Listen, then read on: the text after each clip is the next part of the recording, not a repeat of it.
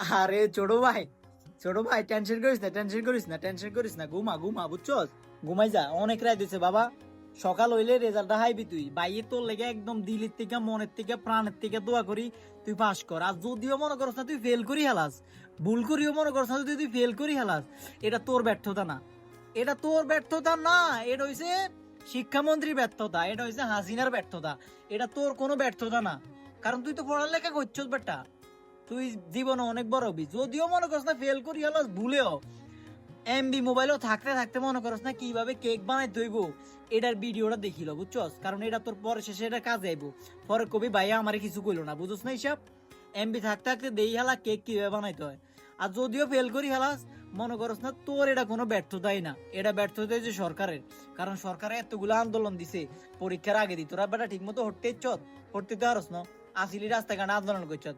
এই সিস্টেম করে সারা দিবে বুঝছস? বাইরে তো করে মনে করছ না বাসা থেকে ফেল করণের পিঠার থেকে বাঁচানোর বুদ্ধিটা দিয়ে দিলাম। ঠিক আছে ভাইয়া, ঘুমা টেনশন নিস না, তুই কোনো টেনশন নিস না, ভাইয়া আছি, যদি কোনো সমস্যা হয় বাইরে ফোন দিস।